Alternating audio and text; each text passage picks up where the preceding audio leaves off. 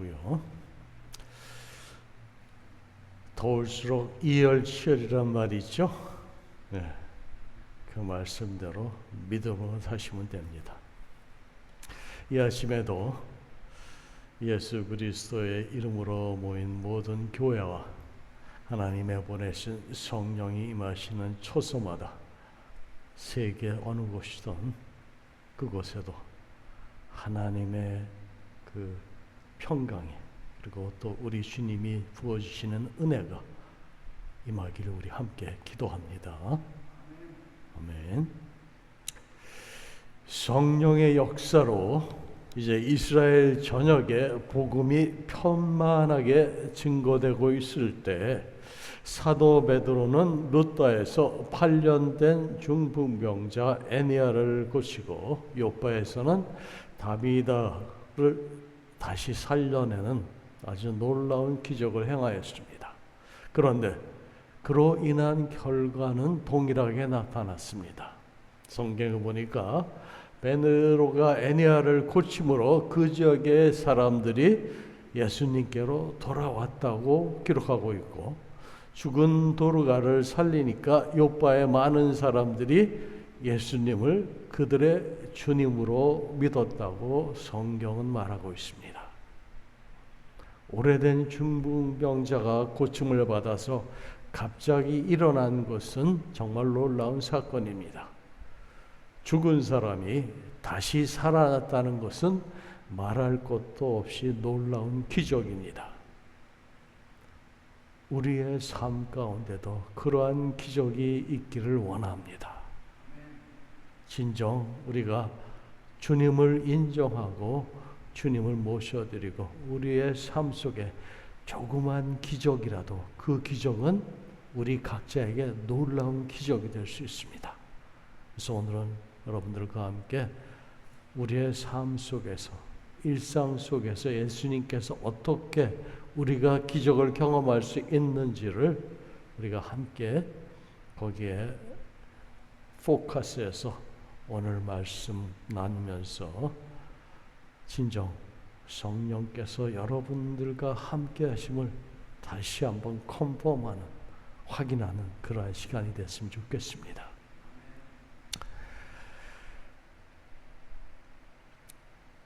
그 당시에 그 요빠에서 다비다가 회생했을 때 여러분들 이제 타임머신을 타고 그 옛날 2000년 전으로 한번 같이 돌아가 보세요. 그 상황에 우리가 처해 있다고 생각을 해보세요. 요빠의 성도들이 얼마나 기뻐하며 감격했습니까? 특히 그녀가 죽은 것을 보고 너무나도 슬퍼하며 울던 과부들이 얼마나 좋아했겠습니까? 베드로가 이런 기적을 행하니 그를 자기 집에 초대하기 원하는 사람들이 물론 있었겠죠. 죽은 다비다를 기도로 살릴 정도의 그러한 권능을 지닌 사도를 자신 집에 모시고 대접하고 싶어 했을 것입니다. 특히 다시 살아난 다비다는 누구보다도 베드로를 자기 집에 모시고 싶었을 것입니다. 그러나 베드로는 놀랍게도 그 누구의 집도 아닌 시몬이란 이름의 구두장의 집에 머물게 됩니다. 베드로는 곧장 요빠를 떠나지 않았고 여러 날 동안 요빠에 체류하게 됩니다. 베드로가 10장에서 백부장 고넬료의 집에 초대되어 방문하기 전에 어떠한 상황이 전개되어 있는지 우리가 먼저 살펴보고 가겠습니다. 우리 9장 43절 말씀 보세요. 베드로가 요빠에 여러 날 있어 시몬이라 하는 구두장의 집에서 머무니라. 베드로가 예루살렘에 있을 때나 사마리아인들도 복음을 받았다는 소식을 듣고 사마리아에 갔을 때나, 그리고 룻다로 갔을 때 그가 누구의 집에 있었는지 성경은 전혀 관심이 없었습니다. 성경의 관심은 베드로가 어디에 머물렀는가가 아니라 그의 복음 전도 사역에 있었습니다. 그런데 유독 이 오늘 말씀 46, 3절에 여기 요바에서만은 그가 여러 날 동안이나 구두장이의 그 시몬의 집에서 머물렀다는 사실을 기록하고 있습니다. 그렇다면 거기에는 어떠한 의미가 있는 것입니까? 우리가 그냥 읽으면 당연히 그대로 넘어갈 수 있는 구절입니다. 그러나 이것을 조금 더 생각해 보면 그 이유를 알 수가 있습니다. 구두장이는 그 당시 가죽 제품을 만드는 기술자를 말하는데 유대인들은 무두장이를 천하게 여겼습니다. 왜냐하면 유대인들의 율법에 의하면은 죽은 짐승을 부정하다고 그들은 생각했고, 만약 누군가 죽은 짐승을 만지면 그 사람은 부정하게 됩니다. 그리고 그 부정한 사람이 만지는 모든 것이 다 부정해집니다. 먹는 음식과 만지는 사람과 물건까지도 부정해진다고 그들은 믿었습니다. 그래서 그들은 죽은 짐승을 다루는 무두장이와는 아예 상종도 하지 않으려 했고 인간으로 취급도 하지 않았습니다. 이렇게 세상으로부터 멸시당하고 격리당한 무두장이는 어쩔 수 없이 사람이 살지 않는 외딴 곳에서 살아야 했습니다. 이러한 시대적 상황에서 베드로는 무두장이의 집에 들어가서 여러 날을 머물렀다라는 것입니다. 베드로는 자신을 모시려는 성도들의 친절을 마다하고 사람들이 그 근처에 가는 곳 찾아 꺼리던 무두장이 시몬의 집에서 그것도 하루 이틀이 아니라 여러 날을 머물렀습니다. 그 이유가 무엇이겠습니까? 당시 무두장이를 부정하게 여기며 멀리하던 유대인들 가운데 무두장이의 손으로 만들어진 가죽 제품을 부정하다고 여기서 그렇게 생각한 사람은 아무도 없었습니다. 참 아이러니하지 않습니까? 가죽으로 만든 옷, 허리띠, 신발, 가방 등 여러 가지가 많았는데 그들은 모두 그것을 일상생활에 꼭 필요한 필수품으로 사용하고 있었습니다. 그들에 의하면 무두장이는 부정하고 무두장이의 손으로 만들어진 가죽 제품도 당연히 부정한 것들입니다. 그러면 그가 만든 물건은 당연히 쓰지 말아야 되는 게 맞지 않습니까? 그러나 유대인들은 무두장이를 부정한 존재로 정죄하며 멀리하면서도 무두장이에서 만들어진 가죽 제품은 소중하게 여기며 사용했습니다. 이 얼마나 모순된 이중성입니까? 이런 모순이 지금 우리가 사는 이 사회의 현재에도 알게 모르게 존재하고 있습니다.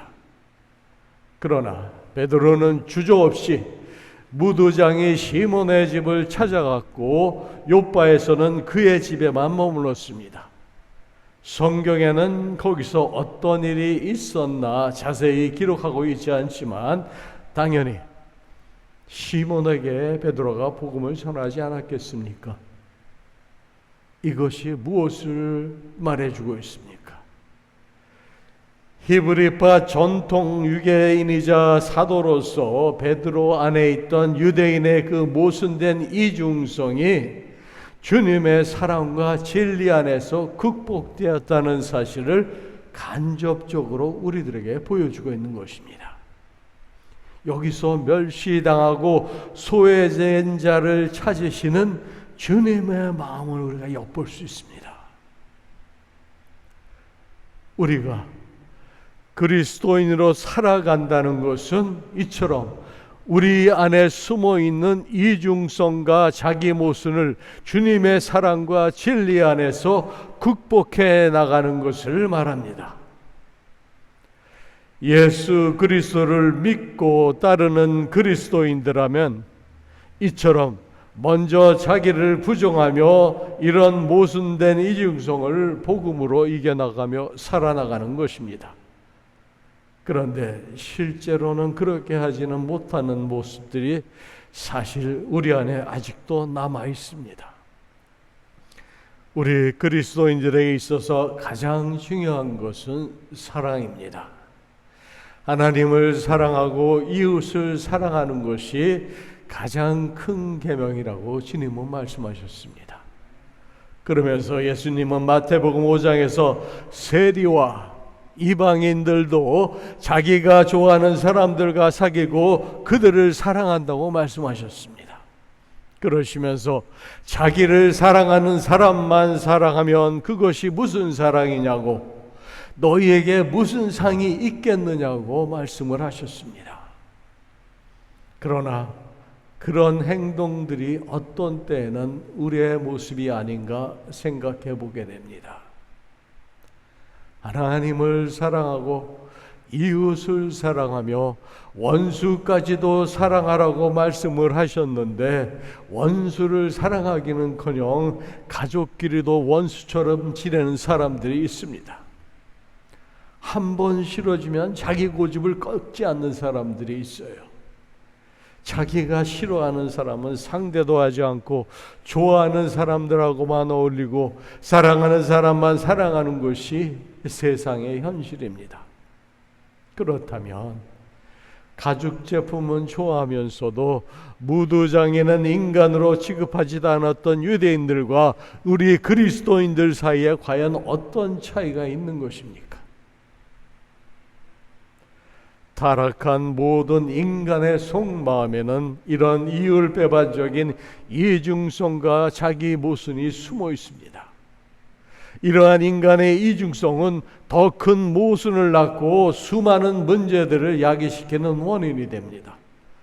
그러므로 이러한 이중성이 주님의 사랑과 진리 안에서 깨어지고 극복될 때에만 우리는 바로 비로소 이 세상의 모순과 이중성을 이겨나가고 정결케 되어지는 진정한 그리스도인으로서 주님의 제자가 될 수 있습니다. 베드로의 제자됨이 바로 여기에 있습니다. 그는 그렇게 행하며 살아왔습니다. 우리가 신앙생활을 하면서 주님의 사역 곧 예수께서 제자들에게 명하신 것은 너희가 성령으로 권능을 받아 땅끝까지 이르러 나의 증인이 되는 것이었습니다. 우리에게 있어서 이러한 증인의 삶을 사는 사역의 결과가 무엇이며 어떻게 그것이 우리의 일상 속에서 나타나느냐 하는 것입니다. 마태복음 10장에 예수님께서 공생의 사역 기간 중에 주님의 12 제자들을 세우시고 그들을 파송하시는 중요한 부분의 말씀을 기록하고 있습니다. 예수님은 이 땅에서 당신의 제자로 살아간다는 것이 단순히 삶과 분리된 종교 생활을 영위하는 것이라고 말씀하지 않으셨습니다. 이는 우리의 삶의 현장에서 구체적으로 어떻게 어떤 대가를 치르면서 사는 삶인지를 자세하게 미리 말씀하여 주셨습니다.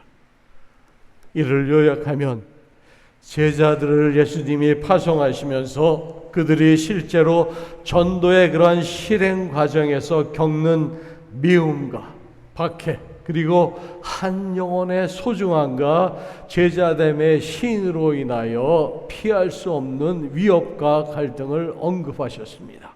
그리고 오늘 제가 말씀드리고자 하는 제자로서의 삶을 실천하는 현장을 말씀하시면서 10장 우리 한번 찾아보세요. 42절 말씀으로, 마태복음 10장 42절 말씀으로, 또 누구든지 제자의 이름으로 이 작은 자 중 하나에게 냉수 한 그릇이라도 주는 자는 내가 진실로 너희에게 이르노니 그 사람이 결탄코 상을 잃지 아니하리라 말씀하셨습니다. 성경 주석가 헨리 매튜는 이 10장 본문을 예수님의 제자 파송에 붙인 설교라고 그는 표현하였습니다. 이는 제자들에게 전도 사역의 현장에서 명심해야 할 일들을 알려주신 주님의 당부의 말씀이었습니다. 특히 주님은 42절 마지막 절에서 냉수 한 그릇이라는 소박한 생활 용어로 제자로서의 심플한 그러한 삶의 실천을 여기서 말씀하십니다. 이 말은 종교적인 용어가 아닙니다. 덥고 떼약볕이 내리쬐는 중동의 사막 지역에서 물 한 모금은 인간이 살아가는 데 있어서 피할 수 없는 중요한 요소입니다. 그런데 예수님은 실제로 행하는 이 작은 행위가 신앙의 결과로 주어지는 하늘의 상과 연결된다고 말씀하고 있습니다. 우리의 삶의 현장에서 무시당하고 소외되긴 쉬운 존재들에게 관심을 갖고 섬기는 모습을 귀하다고 말씀하시는 거예요. 우리가 지금 살고 있는 이 세상에도 이 작은 자 중에 하나에게라는 그 말씀처럼 그 작음 때문에 존재 자체가 무시당하고 가볍게 그리고 대수롭게 하지 그렇게 취급받는 사람들이 너무나도 많습니다. 요즘 한국 사회의 질병으로 대두된 갑질이란 말 여러분들 들어보셨죠? 갑질. 그거에 대해서 논란을 일으킨 것은 동일한 인간으로서 자신이 가진 것이 적다는 것 때문에 소중하게 대우받지 못하고 무시당하고 부당하게 취급을 받는 것에 대한 항변이라고 저는 봅니다. 우리 주님이라면 절대로 그러지 않으셨을 거예요. 그런데 세상 사람들은 그것을 당연한 것처럼 갑질하면서 그렇게 살고 있습니다. 얼마나 사회가 혼탁하고 어지러운가를 단적으로 보여주고 있어요.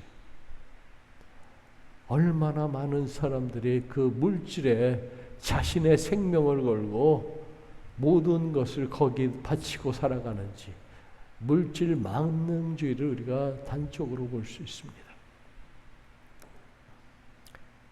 예수님은 당신의 제자가 가져야 할 가장 기본적인 태도는 사람에 대한 올바른 시각으로 작은 자라도 한 영혼이라도 사랑으로 소중하게 여기라고 말씀하십니다.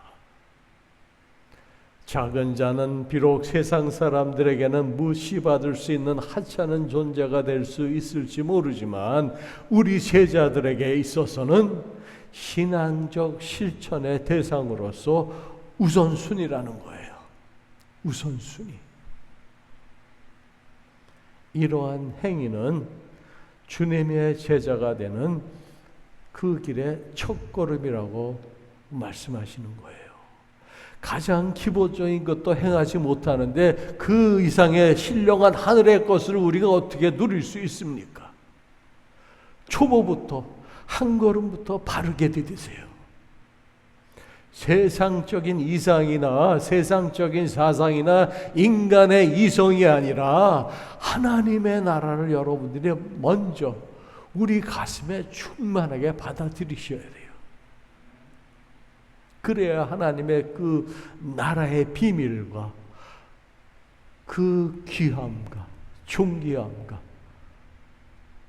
성령님의 역사하심을 볼 때 그렇게 외소되고 멸시받는 영혼이 정말 긍휼하심을 우리 주님이 바라보시는 그 눈으로 그들을 바라볼 수 있는 눈이 열리게 되는 겁니다.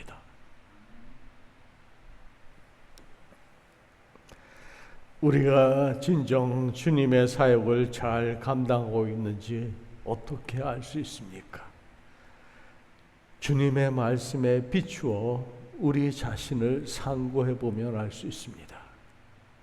복음의 실천 현장은 우리의 일상생활에 있습니다. 일상이 우리 제자들의 삶의 실천의 현장입니다. 여기서 우리에게 더 깊은 도전을 주는 부분이 무엇인가를 생각해 보면 예수님은 하나님 아버지의 상과 연결되는 현장이 바로 작은 자에게 냉수 한 그릇을 주는 이러한 작은 행동이 믿음으로 실천되는 일상이라고 말씀하십니다. 일상은 한자죠. 이 한자성으로 제가 잠깐 풀이하면 반복되는 바쁜 삶 속에서 사람으로서 행할 도를 행하는 것을 일상이라고 말합니다. 이러한 특이한 뜻을 담고 있습니다. 사람으로 마땅히 행할 것이 세상과 분리된 종교적인 영역이 아니라 매일의 반복되는 삶의 현장이라는 한자적 의미도 그 속에 담겨져 있습니다. 그런데 일상의 생활에서 내가 교회 안이나 교회 밖에서 뭔가를 열심히 해서 잘 하고 있는데 그 다음에 오는 모든 주목과 칭찬이 나에게 온다면 이건 뭔가 잘못된 것입니다. 모든 영광을 주님이 받으실 때 이것이 제대로 된 거예요. 제대로 행하고 있는 것입니다. 베드로가 그가 기적들을 행한 뒤에 겸손하게 모든 영광을 주님께 돌렸습니다. 그리고 여러분들 어떤 일을 하고도 나에게 영광이 돌아오지 않거나 내가 주목을 받지 못하면 혹시 서운한 마음이나 그렇게 생각하는 일이 없어야 되겠습니다. 서운할 것이 아니라 오히려 나에게 영광이 안 오고 주님께 영광이 간다는 것은 진정 기뻐할 일입니다. 왜냐하면 이것은 베드로가 그랬듯이 우리가 하늘의 상급을 쌓는 것이기 때문입니다. 세상 사람들은 알아주지 않더라도 모르더라도 우리 주님은 은밀하게 다 보고 계세요. 주님만 인정해 주시면 됩니다. 베드로는 갈릴리에서 고기를 잡으며 살아가던 평범한 어부였을 뿐 단 한 번도 체계적인 정규 교육을 받은 적이 없는 사람입니다. 그런데도 베드로가 이 세상에서 놀라운 기적들을 행하며 세계 역사의 흐름을 바꾸어 놓았습니다. 심지어 로마 캐톨릭에서는 초대 교황이라고까지 칭하는 위대한 그러한 사도가 될 수 있었던 것이 어떻게 가능했습니까? 그것은 그가 주님의 사랑과 진리 안에서 이런 모순된 이중성을 극복한 사람이었기 때문입니다. 다시 말해서 가죽 제품은 소식이 여기면서도 그것을 만드는 무드장인은 인간 이하로 취급하던 그러한 이중성과 자기 모순과 같이 이율 배반적인 그러한 성향에 대하여 베드로는 이를 믿음으로 행하여 극복한 사람이었기 때문이에요.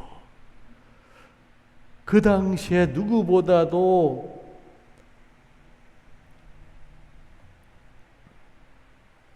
무드장이를 멸시하고 천대하며 사람 취급 안 했던 사람들이 유대인들입니다. 그 유대인 중에 사도로서 부름받은 베드로는 그 집을 찾아갔어요. 그리고 그 집에 수일을 머물렀습니다. 그가 행함으로 스스로 다른 주위의 사람들에게 특히 크리스찬 성도들에게 보여주시면서 그가 선함으로 모범이 되었어요. 그렇죠? 그래서 그는 요빠의 여러 성도들의 초대를 마다하고 소외되고 천하게 여겨지던 모드장의 그 시몬의 집에서 머물렀고 그 결과 그 이중성을 깨버릴 수 있는 모범을 다른 성도들에게 보여주었습니다. 이것이 바로 행함이 있는 믿음입니다. 그리고 이 말씀이 굳이 여기에 기록된 것은 베드로가 이제는 종교적인 이중성을 벗어나서 주님의 복음을 전하는 위대한 사도로 나아가고 있다는 것을 보여주는 것과 동시에 오늘 읽은 10장의 내용처럼 민족과 인종적인 이방인의 장벽까지도 넘어서는 단계를 여기서 미리 암시해 주는 거예요. 그래서 9장과 10장을 지금 연결해 주는 구절입니다. 그것이. 그 속에 비하인드에 담겨져 있는 그 상황을 여러분들이 이해를 하셔야 돼요. 사랑하는 성도 여러분, 제자 베드로가 그렇게 할 수 있었던 것은 스스로의 능력이 아닙니다. 그 안에 내주하시는 주님의 마음이고 능력이었습니다. 주님의 사랑과 진리 안에서 우리도 그분을 우리 마음의 중심에 모시고 진정 내 주인으로 모시고 살 때 우리의 이중성과 모순성도 제거되기 시작됩니다.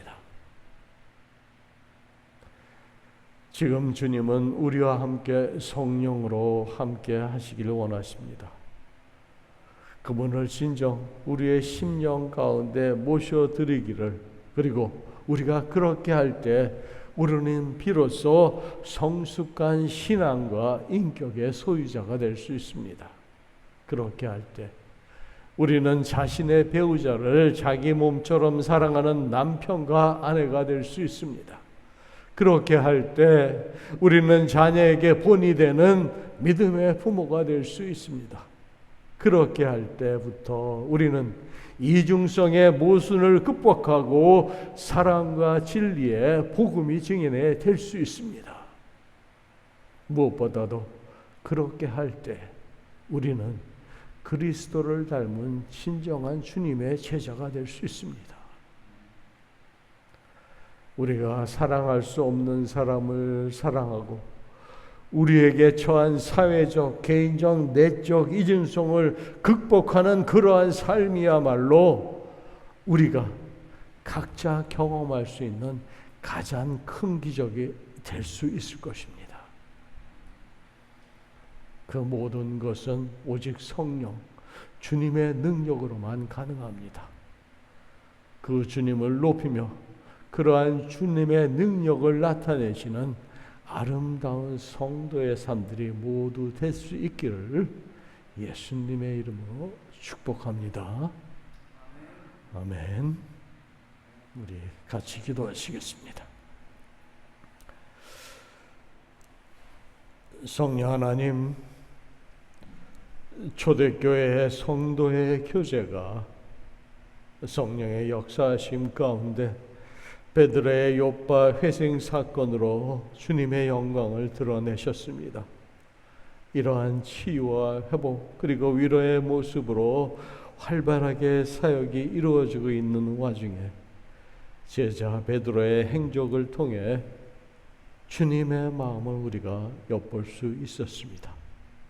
저희도 이렇게 일상의 생활에서 주님의 제자로서 주어진 저들의 삶의 영역 속에서 당신의 말씀에 비추어 살도록 저희를 또한 인도하여 주시옵소서.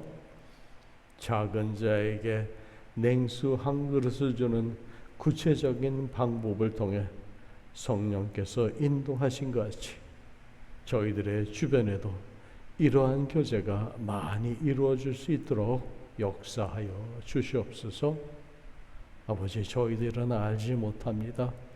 무지 않는 자들이고 둔한 자들입니다. 하오나 성령께서 저희들의 눈을 열어주시고 저희들의 마음을 열어주셔서 우리의 이웃들을 바라보게 하시고 또 주위의 사람들을 아버지 하나님 볼 수 있도록 주님 은혜를 베풀어 주시옵소서. 모든 것 주님께 의지하며 지금도 살아서 저희들과 함께 하시는 예수님의 이름으로 기도드립니다. 아멘.